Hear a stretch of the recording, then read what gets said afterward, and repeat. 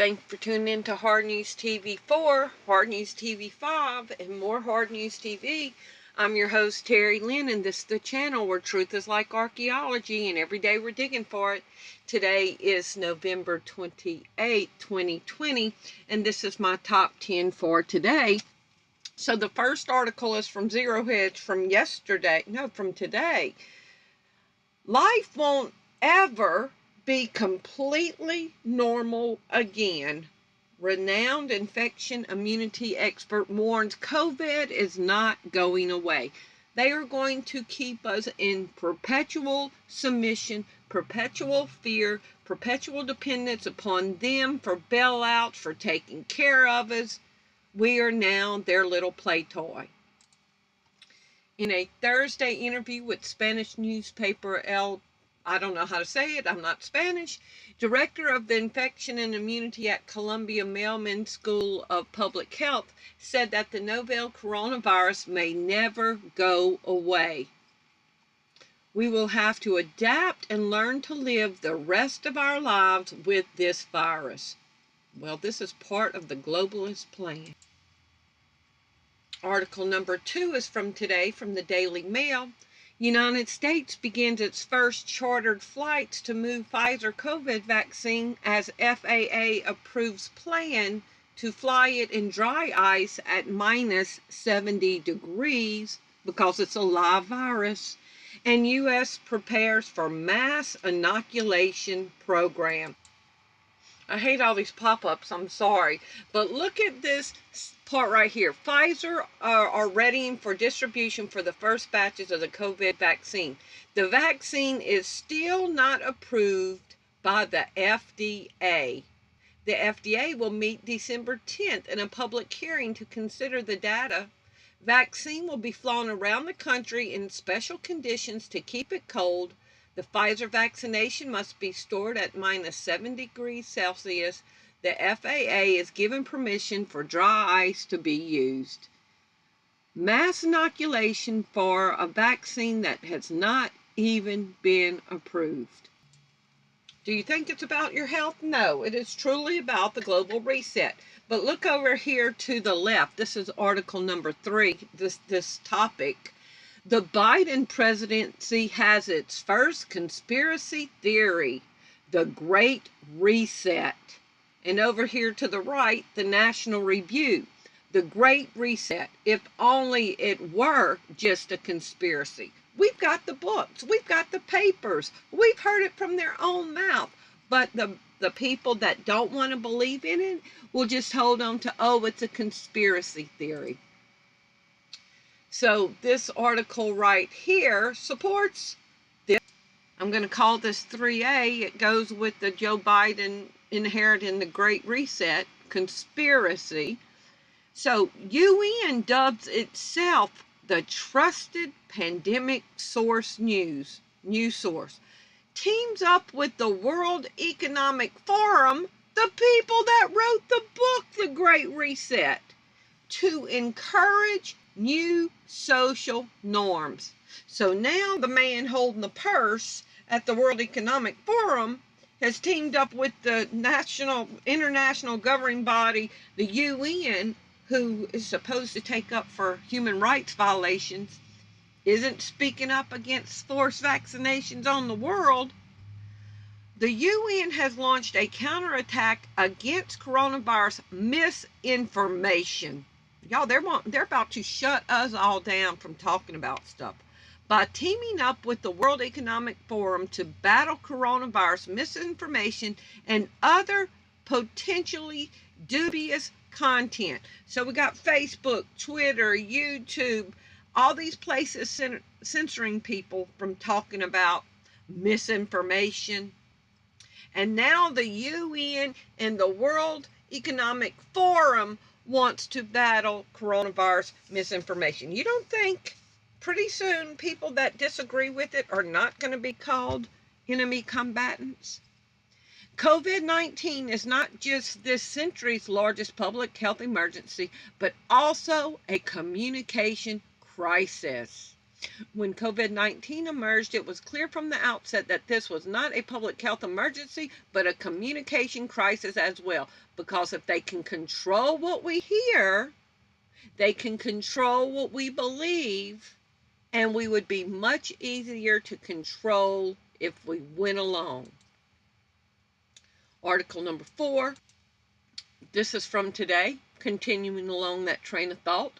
A horrifying future. World Economic Forum's vision for a post-COVID world. And they lay out everything that they want to do. This 31-page document reads like a blueprint on how to execute, because an execution or implication would be COVID-19, The Great Reset by Klaus Schwab, founder and CEO, since the foundation of the World Economic Forum in 1974, and his associate Thierry Mallory. So, wait till we get into some of this stuff.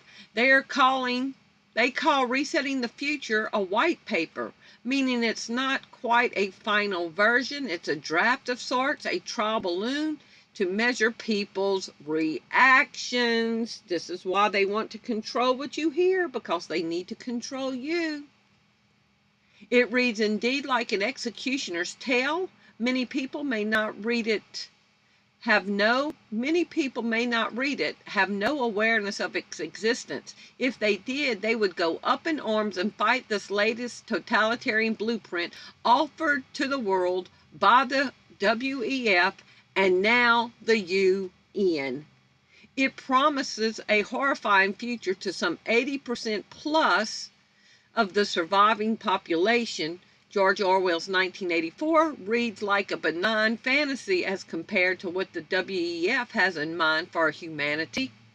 The time frame is within 10 years. By 2030, the UN Agenda 2021-2030 should be implemented. Planned business measures in response to COVID-19, and they lay out the future.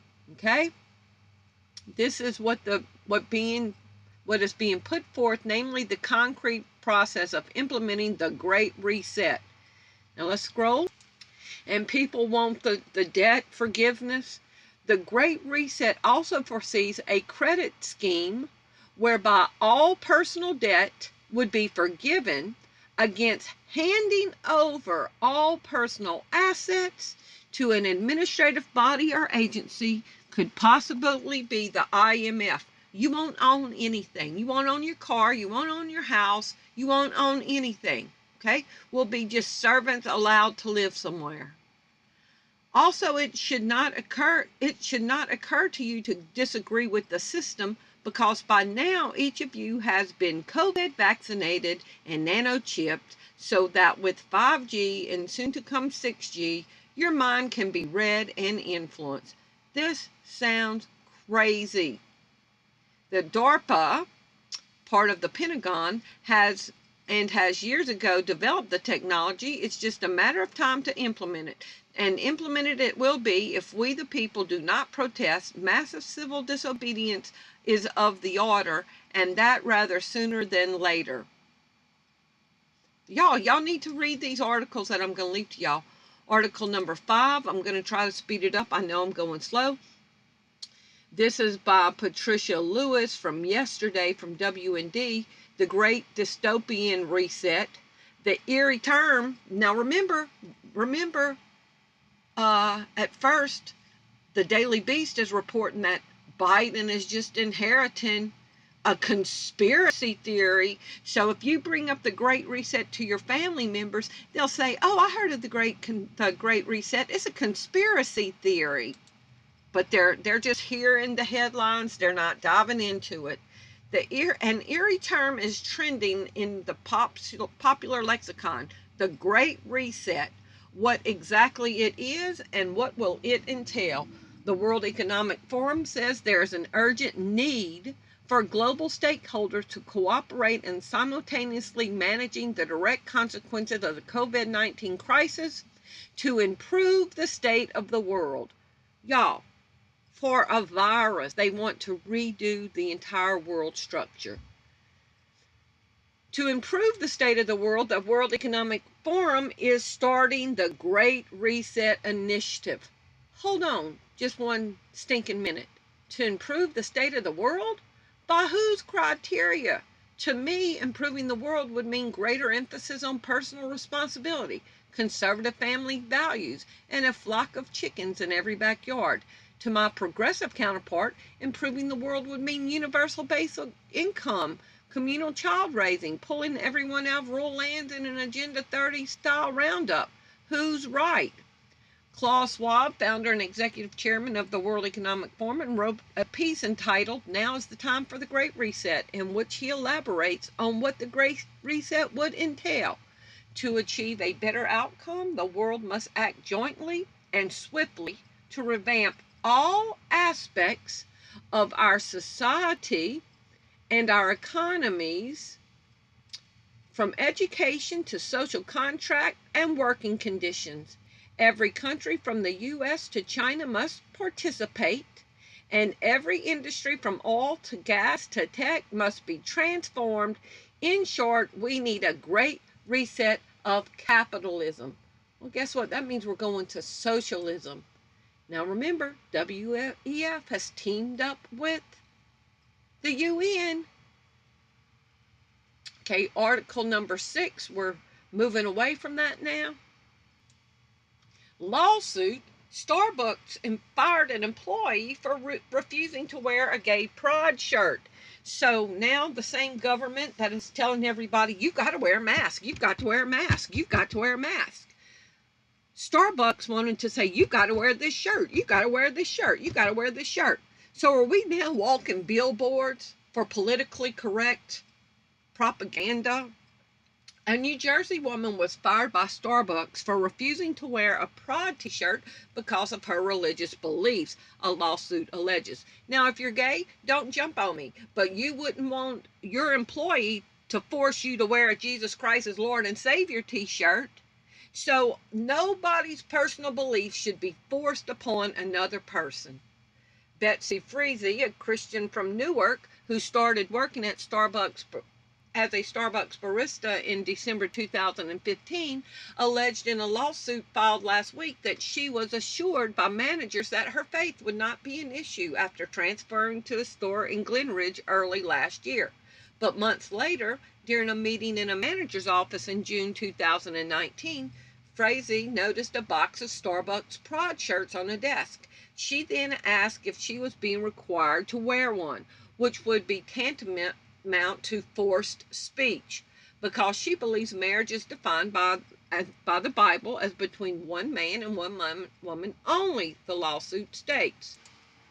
Ms. Friese holds the personal religious belief that all people need Jesus. The following continues. Ms. Friese believes that every Christian is called to love and treat everyone with respect and compassion, irrespective of their religious or other beliefs.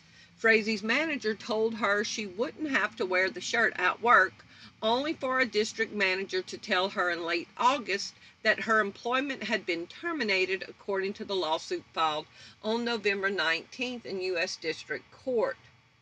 Okay? So, I just wanted to bring y'all this. So now the government tells you you have to wear a mask even though you say I can't breathe. Okay? And I just find it ironic that the Floyd guy said, I can't breathe. I can't breathe. And now we got people having to wear masks that say I can't breathe, but the government is like, shut up. We don't care if you can breathe. So you got the government telling you what you have to wear. You got employers at work telling you have to wear the mask or get fired. Now they want to tell you what kind of shirt you have to wear to be politically correct. And if you don't, you're going to get fired. Does this seem crazy? Article number 7. This is from yesterday. Dutch doctors can now secretly place sedatives in food before euthanizing Alzheimer's patients.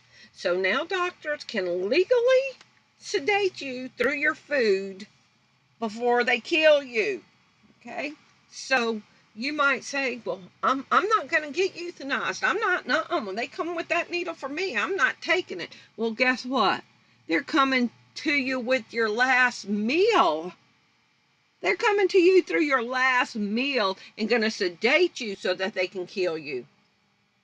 In a decision that is drawing widespread criticism from ethics, and a Netherlands medical committee has changed its code of practice to allow doctors to slip sedatives into the food or drink of patients with dementia before they are euthanized so as to prevent them from becoming disturbed, agitated, or aggressive. Oh, fighting for their life?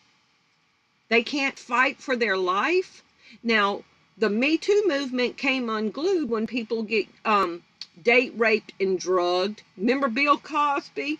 Oh, they rendered me defenseless. And then he did what he wanted to me. So now the medical community can render you defenseless, fighting for your life and fighting for the right to live. Life, liberty, and the pursuit of happiness. Now this is totally like the Nazis, deciding who's going to live and who's going to die. So if they start with dementia people to euthanize them and give them sedatives in their food, poison them through their food, sedate them through their food, next it'll be the mental patients, just like with the Nazis. Then it'll be enemies of the state. You'll be imprisoned and you're starving and they come bring you food and it's to kill you. Jeez. And article number 8, wait till you see this. Keith Olbermann, who used to be on television, this is article number 8, turned the Trump hotels into prisons for his enablers.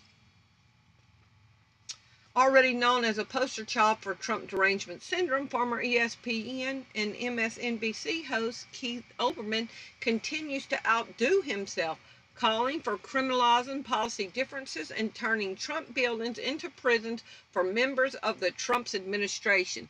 Now, I did an article in one of my top 10s a few weeks ago that the left are calling for every person that was ever a Trump supporter should be eliminated. You think all of a sudden they're going to want to be nice? New rule from yesterday, a federal rule, y'all, could allow gas and firing squads for U.S. executions. And here's another article to back it up. This is from today, CNN. Justice Department rushing to expand execution methods like firing squads for federal death row inmates. The Justice Department has rushed to change the rules around federal death penalties as they expedite a slew of scheduled executions in the final days of the Trump administration, including expanding possible execution methods to include electrocution and death by firing squad. So Trump has got like 50 days left in office, and his Justice Department is changing the federal rules that will allow states to include electrocution and death by firing squad for federal executions. But let's say you're a person in a federal prison in a certain state. This is going to allow those states to carry out whatever method is on their books to kill you by whatever methods are still on their books. The approved amendment to the manner of federal execution rules gives federal prosecutors a wider variety of options for execution in order to avoid delays if the state in which the inmate was sentenced does not provide alternatives. The rule was included among 36 policy changes President Trump is attempting to push through before the end of his term. The proposed changes were the first reported by ProPublica Attorney William Barr and the Office of Information and Regulatory Affairs pushed the rule forward. Once the approved amendment is published in the Federal Register, which could come as early as Friday, according to the Justice Department official, it will become effective in 30 days. It ultimately may be moot since President-elect Joe Biden campaigned to abolish the federal death penalty, and 4 of the 5 inmates scheduled for execution already have their manner selected lethal injection. The Justice Department did not provide a comment on why the new rule was made.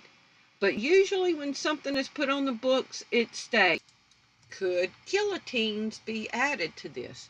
The Justice Department is quietly amending its execution protocols, no longer requiring federal death sentences to be carried out by lethal injection, and clearing the way to use other methods like firing squads and poison gas in America. The amended rule published Friday in the Federal Register allows U.S. government to conduct executions by lethal injections or use any other manner prescribed by the law of the state in which the sentence was imposed. A number of states allow other methods of execution, including electrocution, inhaling nitro gas, or death by firing squad. Can y'all believe this? This is America. Now, the last article is article number 10.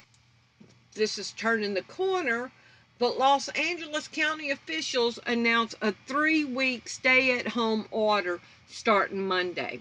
And this bothered me because, I'll tell you, Los Angeles County announced Friday a temporary stay-at-home order effective Monday that urges residents to avoid being with people not in their household for 3 weeks. The temporary order will be in place for 3 weeks through December 20th and will allow essential and emergency workers and those occurring or providing essential or permitted services to leave their homes for 3 weeks.